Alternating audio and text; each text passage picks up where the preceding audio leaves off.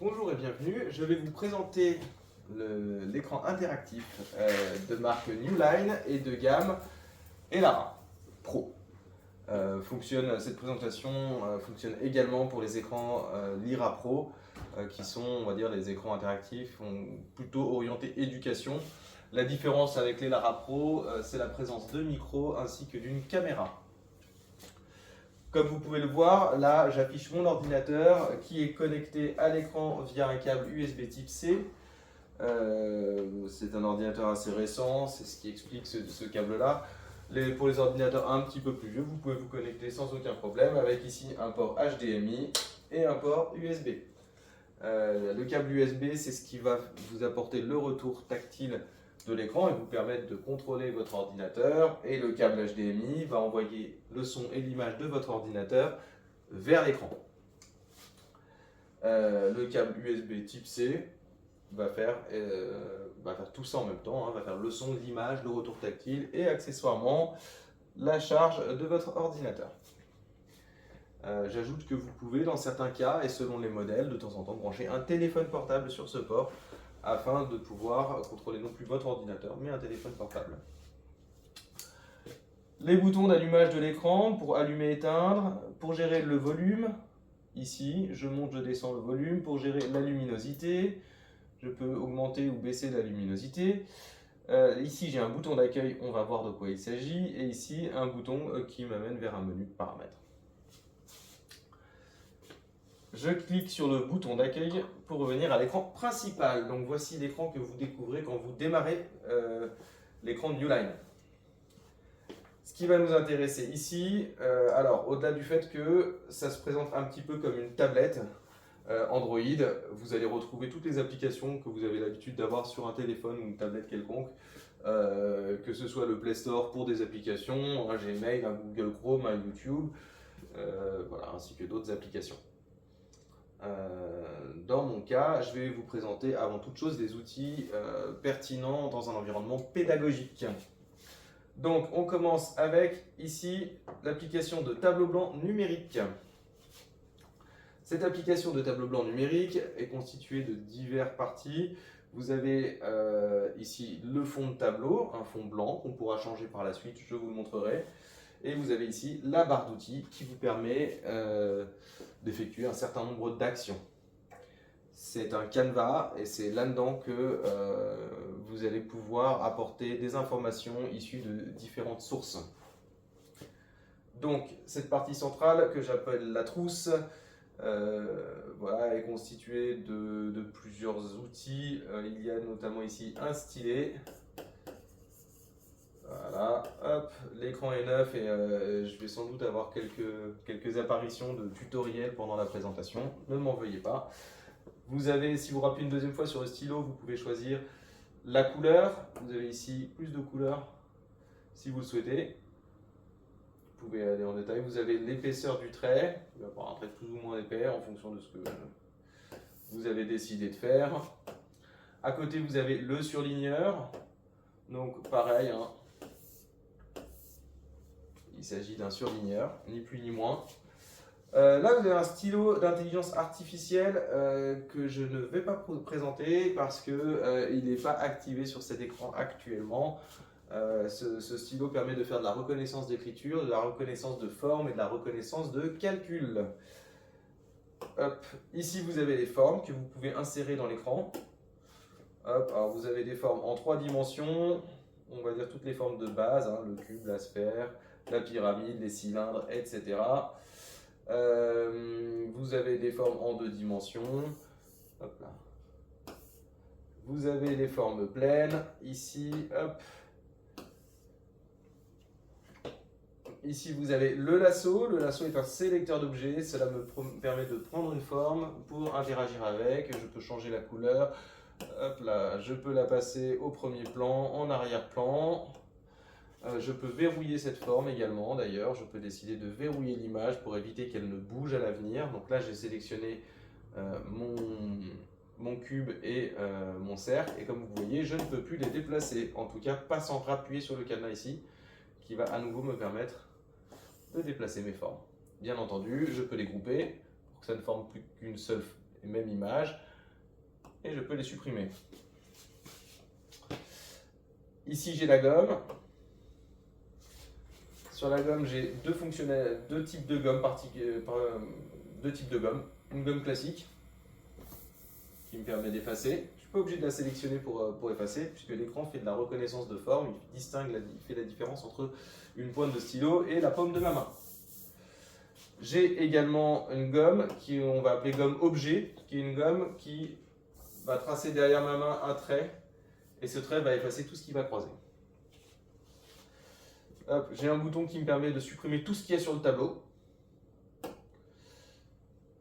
Et j'ai le bouton pour annuler mes dernières actions. Voilà. Hop. Je continue. Ça, c'est un outil de capture d'écran. C'est pas pertinent de le montrer à l'intérieur du tableau blanc. Il y aura peut-être des cas de figure où ça peut le devenir. Je vais vous présenter cet outil un petit peu plus tard dans un environnement légèrement différent. La partie de droite, je l'appelle la pagination.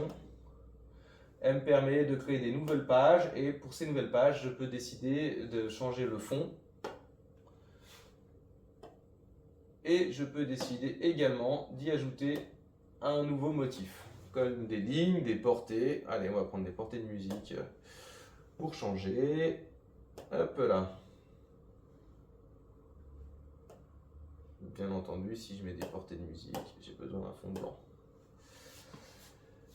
Je vais pouvoir naviguer entre mes différentes pages au travers de cette interface. Revenir en page 1 par exemple. Ici j'ai un bouton de paramètres. Le bouton de paramètres me permet, comme son nom l'indique, de modifier certaines fonctionnalités. En ce qui me concerne, je préfère écrire avec le stylo fin uniquement, qui est fourni avec l'écran, et avoir une reconnaissance des objets activés, plutôt que l'écriture avec le stylo fin ou les doigts. Pour une raison simple, c'est que j'aime bien utiliser la reconnaissance tactile de mes doigts pour pouvoir me déplacer sur le tableau. Et ainsi, après, utiliser le stylo pour la partie écriture.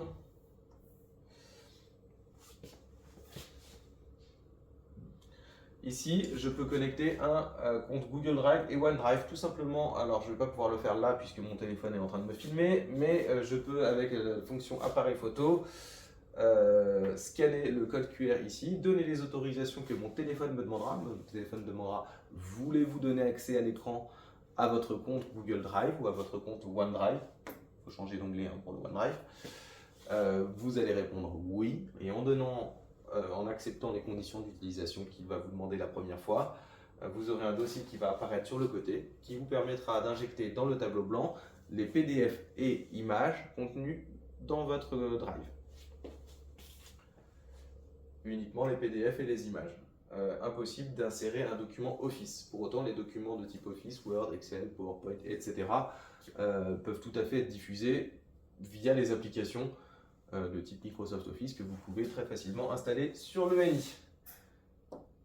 On va passer à la partie sans doute la plus importante de la description de ce tableau blanc interactif, qui est cette partie d'administration. Alors ici j'ai fichier, je vais pouvoir ouvrir un ancien fichier, alors là j'en ai pas à ma disposition, je vais pouvoir enregistrer sous mon document. Donc si je clique d'ici par exemple, je vais le renommer, on va l'appeler formation. Hop.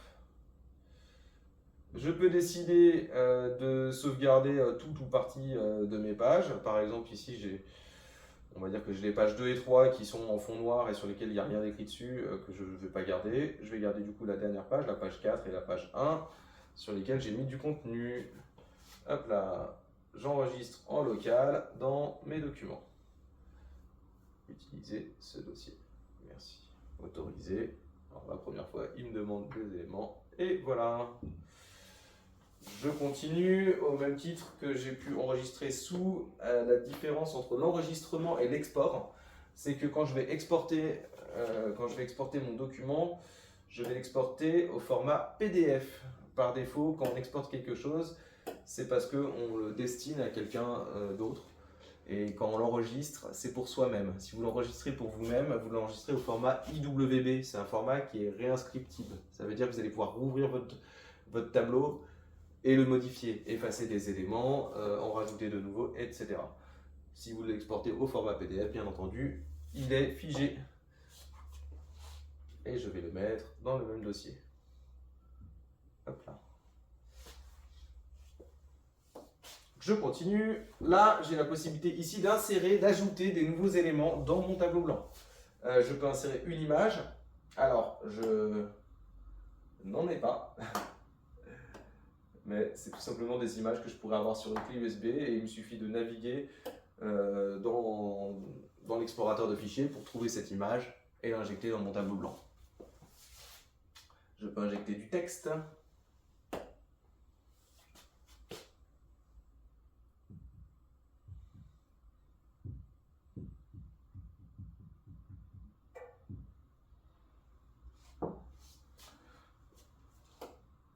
Je peux injecter une note adhésive. Alors, hop là. Cette note adhésive a un usage qui me semble assez limité. Mais à voir dans quel cas de figure elle pourrait paraître pertinente. Hop là.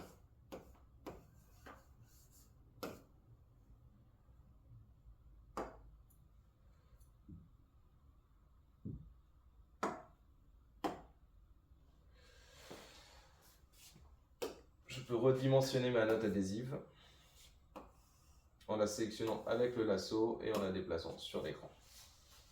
Bien entendu, je n'ai pas montré ça, mais je peux également la couper. Ça, c'est valable avec tous les éléments que vous avez sur le tableau. Et je fais un appui long et je la colle. Et je refais un appui long et je la colle encore. Et je refais un appui long et je la colle. Et je peux me retrouver ainsi de suite. Hop là, je peux me créer un grand nombre de post-it ou d'étiquettes sur mon tableau. Ça marche aussi, bien entendu, avec les autres éléments. Copier, coller. Hop. Je peux insérer un tableau. Je vais choisir ici le nombre de lignes, le nombre de colonnes. Voilà. Donc j'ai ajouté mon tableau. Je vais le déplacer ici. Je vais prendre mon lasso. J'aimerais sélectionner juste ça et l'enlever. Voilà mon tableau. Donc ici, je vais pouvoir hop là, écrire dans mon tableau. Je vais le faire bleu. Je vais prendre mon stylo. Je vais écrire en rouge dedans. Et là, je vais écrire. Là, je vais briser. Et je vais écrire A, B, 1, 2, 3 et 4. Voilà, comme vous pouvez le voir, les fenêtres se dimensionnent par rapport à la taille de ce que j'utilise. Si j'ai quelque chose dedans et que ça prend un peu plus de place, il va ajuster la taille de ma case avec mon tableau. Je vais pouvoir insérer un document PDF, donc même problème qu'avec l'image, j'en ai pas sous la main. En réalité, si j'en ai un, puisque comme vous vous souvenez tout à l'heure, j'ai sauvegardé mon document, j'ai sauvegardé mon contenu au format PDF. Il est là. Hop. Donc je peux le réinsérer dans le tableau. C'est pas très cohérent ce que je fais puisque je suis en train d'insérer mon tableau au format PDF dans mon tableau. Mais si vous regardez ici, dans les différentes pages, vous voyez que hop là, c'est dupliqué, il est là. Donc là, je suis dans un PDF, c'est un PDF, je peux écrire par-dessus, mais je peux plus effacer ou modifier ce qu'il y a là-dedans. Parce que ça, c'est un PDF, c'est une page de PDF. Tandis que si je reviens sur ma page 1, alors là, oui, je peux effacer des trucs, je peux le modifier. On continue, concept map. Hop, alors attendez, je vais changer de page. Hop là. Donc, concept map, c'est une carte mentale, ni plus ni moins. Je la mets au centre. Ici, si je clique sur une case, je peux rajouter d'autres cases. Je clique sur une autre case, je peux aller en profondeur, etc. etc. Hop, l'outil parfait pour faire un organigramme. Je peux bien entendu renommer chacune des cases. Hop là. Hop là, direction, etc. Je peux insérer, je peux rechercher une image du web. Ça, c'est une partie que je trouve très intéressante. Par exemple, ici, je vais taper château. Hop là. Je lance la recherche. Et en fait, ce qu'il fait, c'est qu'il va récupérer les images qui sont dans Google Images. Et donc, j'ai un résultat de Google Images directement depuis mon tableau sans avoir besoin de sortir de mon tableau. je vais pouvoir faire la même chose, mais non pas sur Google Images, mais sur le web de façon beaucoup plus générale. Par exemple, hop là, si je mets ici Wikipédia, Victor Hugo,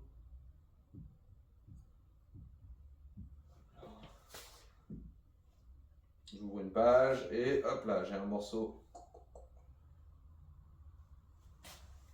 de la biographie du personnage. Je vais appuyer sur ce bouton-là, le petit appareil photo, qui est mon outil de capture que je vais utiliser hop là, très régulièrement. Et là, hop là, pardon. Hop. Je valide avec le petit tic bleu.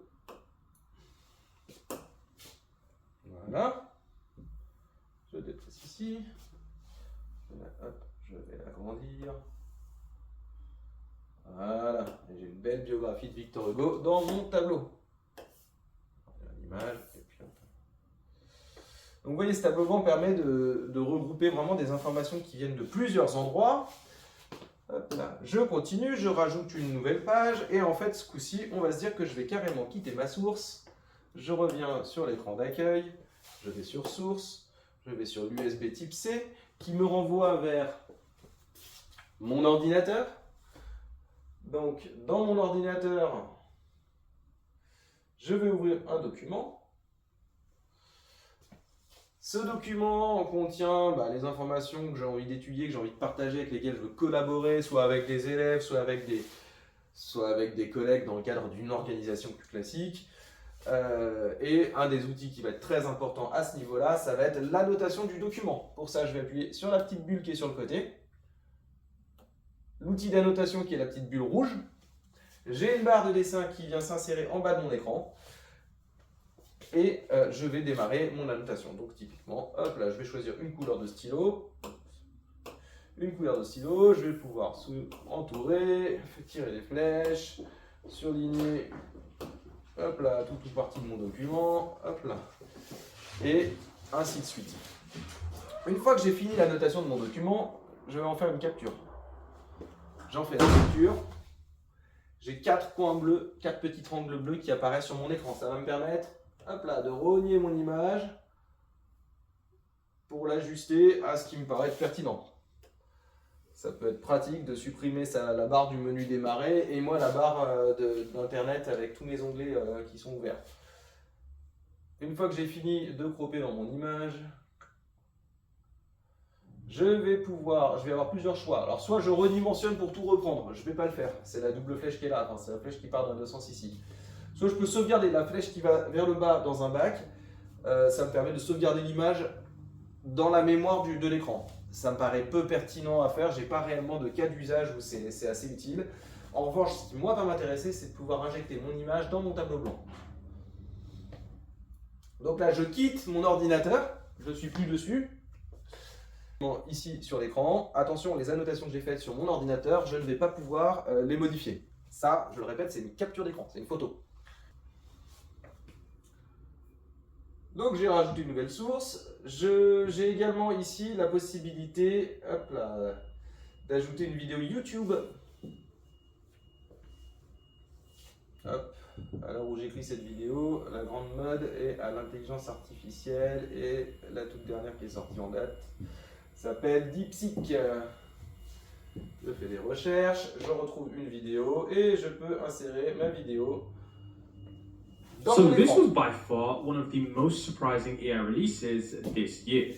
And of course that's... Cerise sur le gâteau, la présence de ce YouTube intégré dans le tableau blanc. Hop là. C'est une licence sans pub. Donc ça vous permet de regarder des vidéos sans avoir des publicités, qui plus est des publicités qui sont personnalisées la plupart du temps de YouTube, et vous avez des contenus propres et vous passez directement à ce qui va vous intéresser. Je peux passer bien entendu cette vidéo en plein écran au besoin, voilà, en fonction de ce que je souhaite faire. By releasing such a powerful system, you can see here that the DeepSeek R1 in this. Je referme ma vidéo YouTube et j'arrive vers les outils. On retrouve les outils classiques comme la règle, facile. Je positionne mon stylet sur la partie surlignée en bleu. Et là, je peux tracer un trait. Je ne suis pas obligé de m'arrêter au bout de ma règle. Hop, la règle peut pivoter et je continue, je fais de la même façon. L'écran est très intuitif à ce niveau-là. Je peux rajouter un compas. Hop. Je peux gérer ici, chaque petit bouton permet de faire quelque chose. Donc ici, je gère l'écartement de mon compas et ici, je trace mon trait. Je choisis la couleur de mon crayon pour choisir le type de trait que je veux passer, que je veux faire. Je continue. Vous avez ici la partie Canvas, c'est le mode divisé. Le mode collaboratif pour faire venir une ou plusieurs personnes sur le tableau interactif. Alors, hop, vous avez une boîte à outils qui est bien plus limitée. La séparation entre les deux se fait géographiquement. Vous avez une ligne qui coupe en deux l'écran. Et l'un comme l'autre peuvent travailler simultanément sur le tableau. Je peux passer évidemment à 3 écrans maximum, on ne peut pas mettre plus, ce qui est assez logique puisque au-delà de 3 on risque de manquer de place devant le tableau. Mais voilà, jusqu'à 3 personnes devant le tableau, ça va fonctionner, ce sera très très bien. Je vais pouvoir également décider à nouveau de faire une capture d'écran en considérant que sur le travail qui a été fait, il y a une partie qui est très intéressante et que j'aimerais développer à l'intérieur de mon tableau blanc initial. Et je verrai, ça va me permettre d'injecter cette photo hop là, dans mon tableau.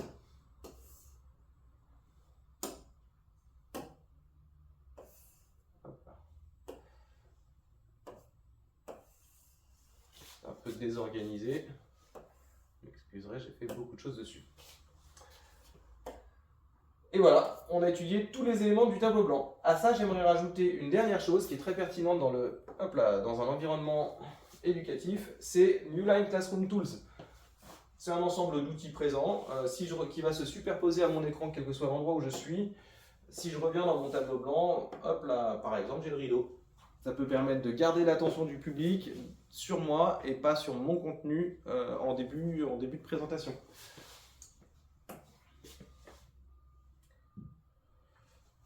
Je continue. Dans les outils, vous avez le spot lumineux. Le cas d'usage le plus intéressant que j'ai pu observer, c'est si vous étudiez un tableau ou comment dire, ou si vous étudiez un contenu qui est très riche en informations. Dans l'environnement pédagogique, j'avais vu un joli exemple sur le sacre de Napoléon, une grande toile avec beaucoup de monde qui avait été peint et on peut être amené à parler d'une ou plusieurs personnes et mettre en surbrillance une partie de la zone. Voilà, ça permet de permettre à votre audience de vous suivre très clairement, quand bien même elle perdait le fil pendant quelques secondes. Vous pouvez opacifier complètement le reste ou vous pouvez choisir de faire un degré différent. Hop, j'appuie sur la petite porte ici en bas pour sortir de cette fonctionnalité. Il y en a pas mal d'autres, plus ou moins pertinentes. Le calendrier, le chronomètre, le minuteur. La spinner, c'est une petite roue qui permet de faire des tirages au sort. Donc vous pouvez ici éditer. Alors là, on a un exemple avec des fruits. Hop là.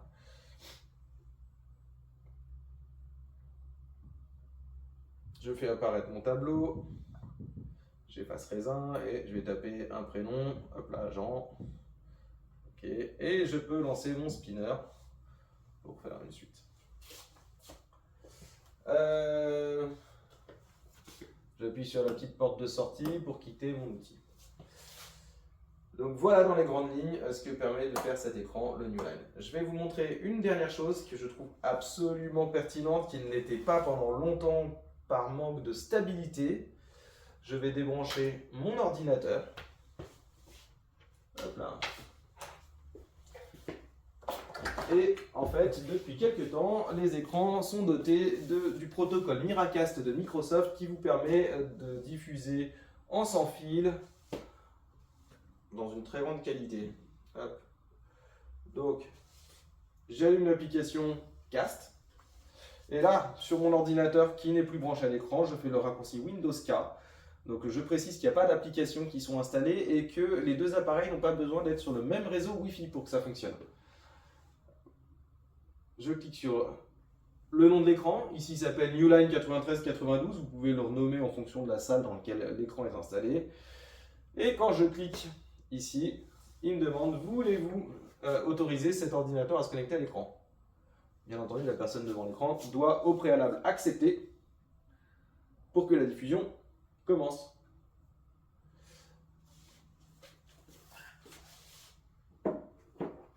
Hop là. Et bien entendu, dans cette configuration, ce qui est sympa, c'est que j'ai le retour tactile. Alors que je dois quand même autoriser, en sélectionnant ici, autoriser la souris, le clavier et l'autre appareil. Alors bien entendu, à ce moment-là, je dois le faire avec la souris, puisque je n'ai pas encore autorisé le tactile. Maintenant que c'est fait, ça y est, j'ai récupéré le contrôle tactile sur mon écran en sans fil. Voilà, très facile. Merci pour votre attention. Cet écran peut faire encore beaucoup de choses, mais je voulais m'en tenir au strict minimum. Bonne journée.